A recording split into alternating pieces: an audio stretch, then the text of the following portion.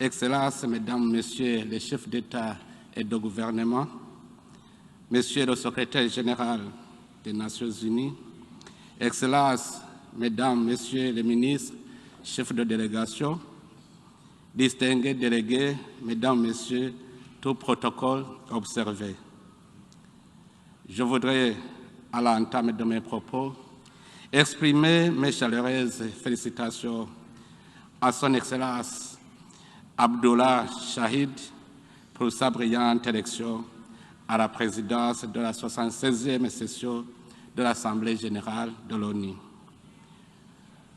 Le Burundi vous assure, Monsieur le Président, de sa pleine et entière coopération et vous souhaite plein succès et bonheur dans l'exercice de votre mandat, aussi bien sur le plan professionnel que personnel.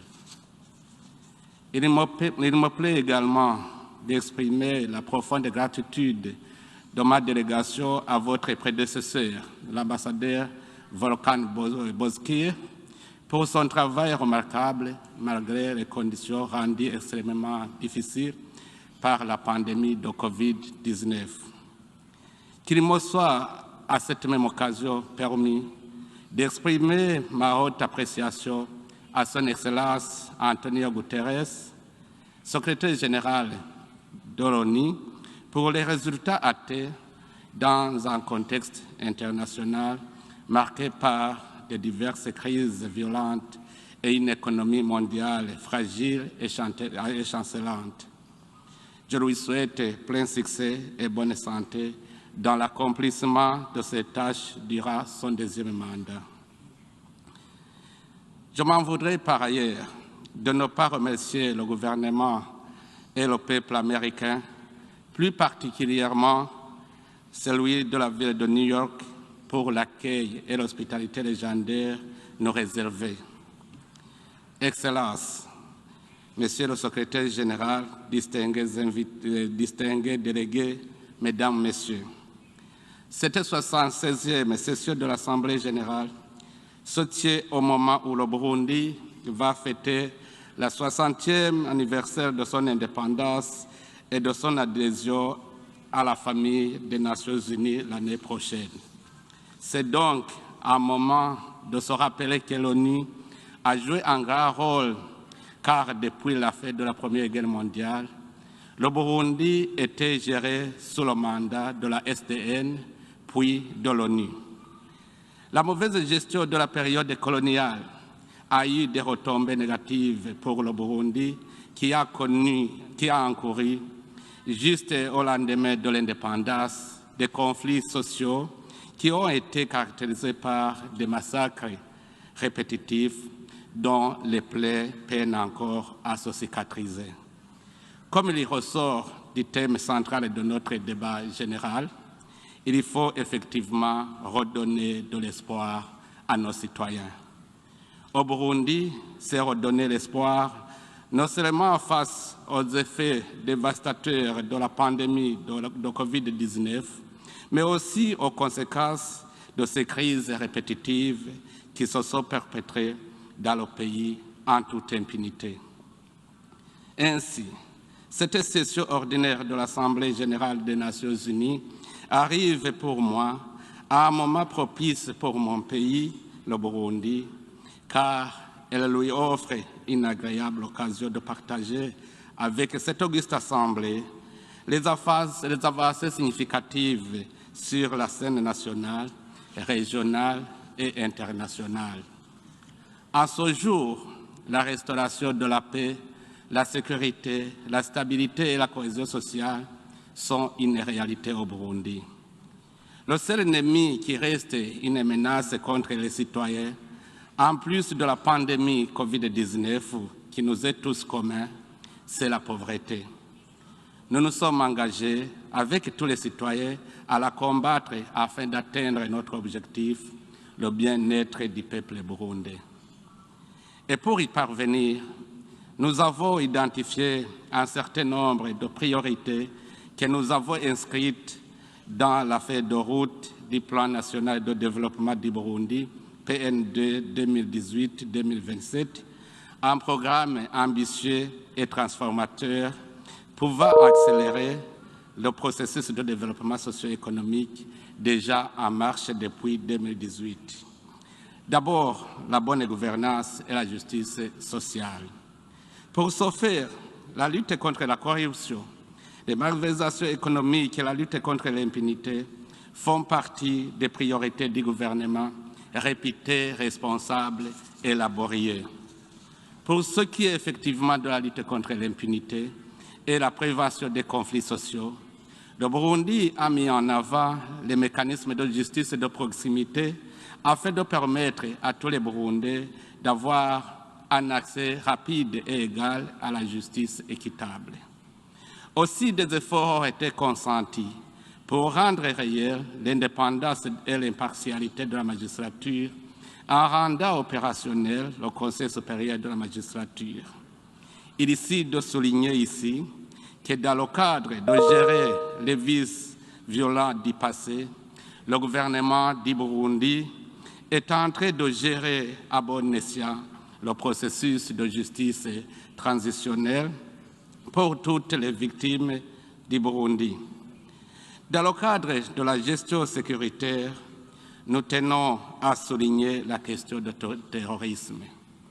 Sur ce sujet, Monsieur le Président, il est indéniable que des succès ont été enregistrés. Toutefois, il faut en même temps et humblement reconnaître que nous sommes loin d'avoir développé une stratégie commune adéquate et efficace pour annuler ce fléau. Sur le plan stratégique, étant entendu que le terrorisme n'a pas de justification, je reste convaincu qu'au-delà de l'action militaire nécessaire, la lutte efficace contre le terrorisme suppose une lutte contre la radicalisation qui a pour terreau l'ignorance, la pauvreté, le chômage de jeunes et l'inalphabétisme. L'ONU devrait entreprendre donc des actions de lutte contre la pauvreté et prendre des sanctions sévères contre ces groupes et tous ceux qui les soutiennent.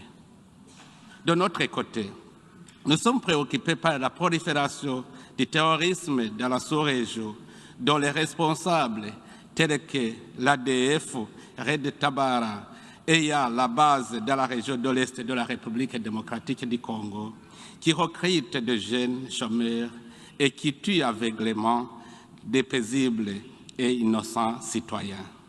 Je reste convaincu que ces groupes constituent une menace non seulement pour notre région, mais pour l'humanité tout entière. Nous devons à cet égard unir nos forces pour lutter contre le terrorisme sous toutes ses formes et manifestations. Et nous estimons que ce combat doit se poursuivre avec plus de détermination et de solidarité. C'est dans ce contexte que depuis 2007, mon pays, le Burundi, a mis à la disposition de l'Organisation des Nations Unies et de l'Union africaine des contingents militaires et policiers pour contribuer au rétablissement et au maintien de la sécurité et de la paix dans certains pays qui en ont besoin, comme la Somalie et la République centrafricaine. S'agissant des questions des droits de l'homme, le Burundi croit fermement que les droits de l'homme doivent être protégés par des mécanismes clairs et bonne gouvernance, de sécurité et de justice équitable. Dans le cadre du suivi de l'état de mise en œuvre des principes de protection des droits de l'homme, la communauté internationale devrait adhérer aux principes fondamentaux d'universalité, de transparence, d'impartialité, de non-sélectivité, de non-politisation et d'objectivité, ainsi que le rejet de la pratique de deux poids, deux mesures en la matière.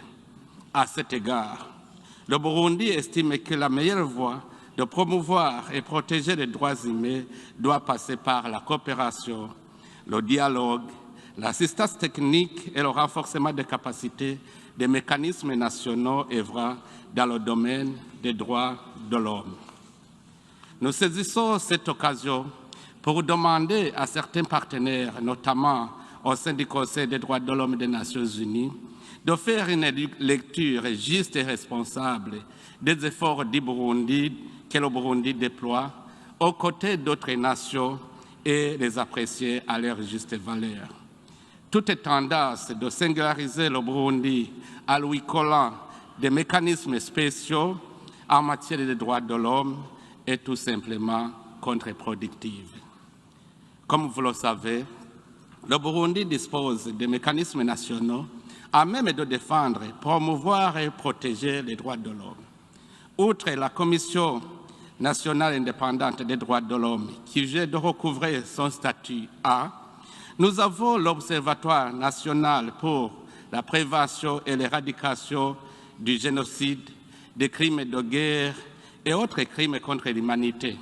Nous avons aussi la Commission Vérité et Réconciliation, le Conseil national pour l'unité nationale, la Commission Terre et autres biens, ainsi que l'institution de l'Ombudsman.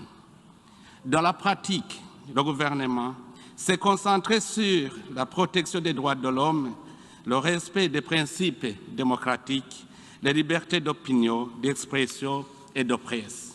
Et beaucoup d'efforts ont été consentis grâce à l'instauration d'un dialogue quasi permanent entre les partis politiques, les médias, la société civile et les pouvoirs publics. Ceci a permis la réouverture de quelques médias qui avaient été fermés dans la foulée des échauffourées de l'insurrection de 2015, la libération de plus de 5 000 prisonniers par la grâce présidentielle, la participation des partis politiques et de la société civile dans la gestion de la vie politique et sociale du pays. Monsieur le Président, Majesté, Excellences, distingués délégués, Mesdames, Messieurs, parlant des questions socio-économiques, le Burundi, comme d'autres pays, ne peut pas faire un pas vers le développement sans résoudre des questions de santé, de l'éducation, de gestion des groupes particuliers comme les jeunes, les femmes, les personnes vulnérables et les déshérités. Dans le secteur de la santé, la pandémie de Covid-19, qui s'ajoute à d'autres maladies qui font rage comme la malaria, le VIH-Sida, la tuberculose et d'autres, préoccupent le gouvernement du Burundi. S'agissant de la pandémie de Covid-19, depuis l'apparition des premiers cas, le Burundi a pris des mesures de prévention et de riposte à cette pandémie et toutes nos stratégies ont permis de maintenir la positivité des tests à un taux inférieur à 4% et d'éviter de grandes incidences de formes graves. Cependant, la complexité du virus interpelle toutes les nations du monde à plus de recherche et d'ingéniosité pour trouver une solution solide, collective, durable, voire définitive à cette pandémie qui perturbe l'humanité tout entière. Dans le même ordre, le Burundi fait appel aussi à la solidarité internationale pour secourir nos citoyens des autres maladies qui entravent leur action pour le développement économique. Dans ce cadre, le gouvernement du Burundi met en œuvre sa politique de gratuité de soins de santé pour les enfants de moins de 5 ans et les femmes qui accouchent dans les structures sanitaires publiques. En plus, nous nous sommes engagés à doter à chaque commune d'au moins un hôpital pour assurer des soins de proximité à toute la population burundaise. De ce développement socio-économique, effectivement, la priorité est d'abord la sécurité alimentaire. Notre pari est que chaque bouche ait à manger et chaque citoyen ait des revenus lui permettant de subvenir aux autres besoins de base. C'est ainsi que l'État du Burundi s'est engagé à soutenir les coopératives locales en ligne de combat contre la pauvreté sur toutes les collines du pays. Et cette politique a fait du Burundi un des rares pays qui n'importe pas les denrées alimentaires. Notre priorité s'oriente vers l'éducation. L'éducation pour tous est inscrite dans l'agenda des Nations Unies et mon pays en trouve une condition sine qua non du programme de développement durable.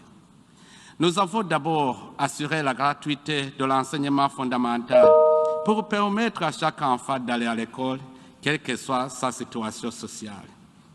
C'est dans ce même ordre que nous avons décidé d'installer une infrastructure scolaire à chaque colline de recensement et des centres d'enseignement des métiers. Nous nous attelons maintenant à réformer le système éducatif pour en faire un enseignement technique et professionnel, ce qui permettra de créer une jeunesse techniquement capable d'être polyvalente dans l'exercice des activités économiques dans tous les secteurs. Quant à la protection sociale, il s'agit de la mise en jeu des questions de l'employabilité des jeunes et des femmes et l'amélioration des conditions de vie des personnes en situation de vulnérabilité. Pour ce faire, tout en incitant les jeunes à faire preuve d'imagination pour initier des projets de développement, le Burundi a lancé un vaste programme d'autonomisation économique et d'emploi des jeunes, en plus de la création de la banque d'investissement pour les jeunes et la banque d'investissement pour les femmes. En outre, en vue d'atteindre ces objectifs en rapport avec la création d'emplois et le développement, l'État du Burundi, via le Fonds d'impulsion, de garantie et d'accompagnement, offre une partie des garanties aux projets rentables initiés et gérés par les jeunes et les femmes. En plus de ces axes cités, le Burundi met également l'importance sur le rapatriement des réfugiés et la prise en charge des retraités. Grâce à la paix et la sécurité retrouvées, les réfugiés burundais, y compris les acteurs politiques, rentrent massivement et sont accueillis avec amour et dignité. De juillet 2020 à nos jours, plus de 75 000 réfugiés sont rentrés volontairement, ajoutés à plus de 50 000 qui rentrent sans passer par les organisations spécialisées de l'ONU. Quant aux retraités, l'objectif principal est de la prise en charge des personnes âgées en général, en assurant leurs soins médicaux et en améliorant leurs pensions. Pour redonner l'espoir à tous les citoyens dans l'ensemble, le gouvernement a lancé cette année un programme national de capitalisation de la paix, stabilité sociale et de la promotion de la croissance économique. Ce programme, je le crois, va bénéficier de l'appui de tous les partenaires au développement du Burundi pour booster le développement socio-économique, capitaliser la paix et assurer aux citoyens en Burundi d'espoir après de longues périodes de conflit. Un autre axe qui interpelle nos efforts dans le développement durable, auquel le Burundi attache une grande importance, est la protection de l'environnement, avec son adhésion à une vingtaine de conventions internationales y relatives. Dans ce contexte, le Burundi met tout en œuvre pour mobiliser les moyens de financement des projets liés à la biodiversité, à la dépollution des eaux, à la protection des sols, à la protection de la couche d'ozone et des polluants organiques, à travers notamment son projet ambitieux Ewe Burundi Urambaye, qui signifie le Burundi couvert dans sa totalité. Monsieur le Président, Excellences, distingués délégués, Mesdames, Messieurs, sur le plan diplomatique et de coopération, le Burundi s'est engagé à normaliser et à promouvoir ses relations d'amitié et de coopération avec ses partenaires bilatéraux et multilatéraux et à retrouver la place qui lui revient dans le concert des nations. À ce sujet, mon pays salue encore une fois la décision historique du Conseil de sécurité des Nations Unies et du Conseil de paix et de sécurité de l'Union africaine de retirer le Burundi de leur agenda politique en guise de reconnaissance du retour de la paix, la sécurité et la stabilité durable dans le pays. De même, le Burundi se félicite des progrès déjà atteints dans le processus de normalisation de ses relations d'amitié et de coopération avec l'Union européenne et ses États membres à travers un dialogue politique mené dans un esprit constructif et respectueux entre les deux parties. Au niveau continental, notre pays se réjouit d'avoir ratifié l'accord portant création de la zone de libre-échange continentale africaine, dont l'objectif ultime est d'intégrer à terme l'ensemble de 55 États de l'Union africaine au sein d'un même bloc de libre-échange. Tout cela pour répondre aux aspirations énoncées dans l'agenda 2063 visant à créer un marché continental avec la libre circulation des personnes, des biens et services qui sont essentiels pour le renforcement de l'intégration économique. Pour cela, le Burundi, avec la Tanzanie et la République démocratique du Congo, nous sommes sur une meilleure voie en initiant un projet de chemin de fer qui va relier le port de Dar es Salaam au Burundi et à l'est de la République démocratique du Congo. Avant de terminer mon propos, Monsieur le Président, sur le plan institutionnel, le Burundi soutient l'action concertée du secrétaire général de l'ONU pour promouvoir la réforme des Nations Unies afin de revitaliser cette organisation commune et la rendre plus efficace, plus efficiente, plus redevable et plus proche des populations du monde. Et nous accueillons avec enthousiasme ce rapport sur l'agenda commun qu'il considère comme le point de départ de nos efforts conjoints. Dans ce cadre, étant le seul continent non représenté dans le groupe des membres permanents du Conseil de sécurité et sous-représenté dans la catégorie des membres non permanents, l'Afrique continue de subir l'injustice historique d'exclusion dans cet organe extrêmement important pour nous tous. Pour conclure, Monsieur le Président, l'État du Burundi réitère son ferme attachement aux principes et valeurs véhiculés par la Charte des Nations Unies, tels que l'égalité souveraine des États, l'intégrité territoriale, la non-agression, l'indépendance politique, le règlement des différends par les moyens pacifiques. De même, l'État du Burundi renouvelle sa foi dans les droits fondamentaux de l'homme, dans la justice sociale, la dignité et la valeur de la personne humaine, dans l'égalité aussi des droits des hommes et des femmes, ainsi que des nations. Je vous remercie pour votre aimable attention. Que Dieu vous bénisse tous. Merci.